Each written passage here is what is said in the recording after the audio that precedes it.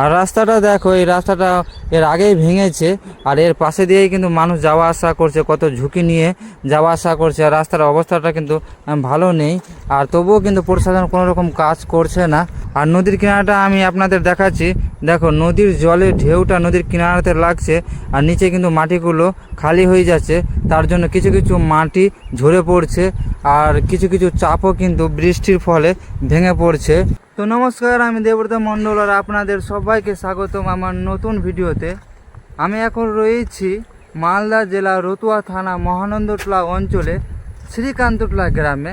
আর শ্রীকান্তটোলা গ্রামের নদীর কিনারাতে রয়েছি, আর কীরকম অবস্থা সেটাই আমি আপনাদের সাথে শেয়ার করব। তো আমি প্রথমে নদীটা দেখাচ্ছি। নদীটা দেখো, এখানে কিন্তু প্রচুর গতিতে নদীর স্রোতটা লাগছে এই জায়গাটাতে। দেখো এই জায়গাটাতে লাগছে, আর এখানে জলের আওয়াজটা শুনো একবার, হ্যাঁ, ডেঞ্জারাস আওয়াজ, হ্যাঁ, শব্দটা শোনো। আর নদীর জলটা এখানে খুব উথাল পাথাল করছে। আমি একটু কিনারাটা দেখাচ্ছি। এই দেখো নদীর কিনারা, নদীর কিনারাতে জলটা লাগছে। আর জলটা কিন্তু গত কয়েকদিন থেকে বেশ পরিমাণ বেড়েছে, হ্যাঁ, যার কারণে কিন্তু নদীটা পুরো জলে ফ্লাভ হয়ে গেছে। আর এই দিকটা আমি একটু দেখাচ্ছি, এটা হচ্ছে রাস্তা শ্রীকান্তটোলা গ্রামে। এই রাস্তাটা কিন্তু অনেক দিন আগেই ভেঙে পড়ে গিয়েছিল, এখন এইরকম অবস্থাতে আছে। আর এর পাশে দিয়ে মানুষ যাওয়া আসা করছে, কত রিস্কি ব্যাপার। দেখো রাস্তার পাশে দিয়ে মানুষ যাওয়া আসা করছে, বাইক সব যাওয়া আসা করছে, কত ঝুঁকিপূর্ণ ব্যাপার। আর নদীর যে ঢেউটা লাগছে, সেই ঢেউর কারণে হালকা হালকা করে মাটি ঝরে পড়ছে, আর বৃষ্টির কারণেও কিন্তু কিছুটা মাটি নদীতে মিশে গেছে, হ্যাঁ। তো এইরকম এখন ভাঙন হচ্ছে, নদীর জলটা বেশ পরিমাণে বেড়েছে। এখনও প্রশাসনের তরফ থেকে কোনো রকমই কাজ দেখা যায়নি। আর এই শ্রীকান্তটোলার গ্রামটা একবার দেখাচ্ছি। এই দেখো, এটা হচ্ছে রাস্তা, এই সাইডেও কিন্তু বাড়িঘর ছিল, তো এই সাইডে একটাও বাড়িঘর নেই, সবাই কিন্তু নদী ভাঙনের ভয়ে এখান থেকে চলে গেছে। আর এই সাইডে কয়েকটা বাড়িঘর আছে, হ্যাঁ, এই সাইডে আছে, এই সাইডে মানুষগুলো বসবাস করছে, তারাও কিন্তু থাকতে পারবে না, কারণ যে পরিমাণে জল বাড়ছে, হ্যাঁ, এই পরিমাণে যদি জলটা বাড়তে থাকে আর ভাঙন শুরু হয়ে যায়, তাহলে তারাও থাকতে পারবে না।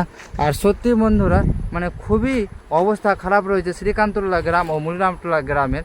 তবুও প্রশাসন কেন কোনো কাজ করছে না আমি মানে বলতে পারবো না, বা বলে বোঝাতে পারবো না কী জন্য কাজ করছে না, হ্যাঁ।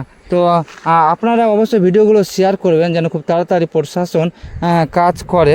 না কাজ করলে কিন্তু শ্রীকান্তটোলা গ্রামটা পুরোই শেষ হয়ে যাবে, আর মুনিরামটোলা গ্রামটাও পুরো শেষ হয়ে যাবে, যে পরিমাণে জলটা বাড়ছে। আর দেখো এক্ষুনি দেখো আপনাদের সামনে একটা চাপ পড়ে গেল, ওইদিকে আওয়াজটা অবশ্যই শুনতে পেলে। তো এইরকম করেই কিন্তু চারিদিকে ভাঙন হচ্ছে, নদীর স্রোতটা কিনারাতে লাগছে, আর কিনারার নিচে মাটিগুলো খালি হয়ে যাচ্ছে, আর উপরে চাপটা ভেঙে পড়ছে। তো আজকের ভিডিওটা বেশি বড় করব না, আর এখানেই শেষ করলাম। আপনারা সবাই ভালো থাকবেন, সুস্থ থাকবেন, আর ভিডিওগুলো অবশ্যই শেয়ার করবেন। আর নদীটা দেখালাম, নদীর কীরকম অবস্থা, আর নদীর ঢেউটা কিন্তু এই জায়গাটাতে আমি একটু জুম করে দেখাচ্ছি। এই জায়গাটাতে কিন্তু একটু ঢেউটা বেশি উথাল পাথাল করছে, হ্যাঁ, আর যার জন্যই কিন্তু কিনারাগুলোতে ভাঙন হচ্ছে। আর এই মন্দিরটা দেখো, এখান থেকে ভোলা মন্দিরটা, ওটা হচ্ছে মুনিরামটোলা গ্রামের ভোলা মন্দির। ওখান থেকেও গঙ্গা নদীর দূরত্ব খুব কম, আশা করি আপনারা ভিডিওতে দেখতে পাচ্ছেন। তারপরে হয়ে যাচ্ছে জিতুরটোলা। আর মুনিরামটোলার যে ভাড়িটা ভেঙে পড়েছিল এর আগের বছর, ছাদটা, ওই ছাদটা এখনও ভেঙে পড়ে রয়েছে, হ্যাঁ। আর এই দেখো জলটা বেশ পরিমাণ জল পেরেছে। তো জানি না কি হবে, কিছু বলা যাচ্ছে না, হ্যাঁ। একমাত্র সরকারই পারে আমাদের বাঁচাতে, কিন্তু সরকার এখনও পর্যন্ত কোনো পদক্ষেপ গ্রহণ করেনি। করবে কি করবে না সেটাও আমরা কিন্তু সঠিকভাবে জানি না, কিন্তু যদি গ্রামগুলোকে বাঁচাতে হয় তাহলে একটা ভালো শক্তপোক্ত কাজ করতে হবে। তো বন্ধুরা, আজকে এখানেই শেষ করলাম, এরপরে দেখাবো অন্য ভিডিওতে।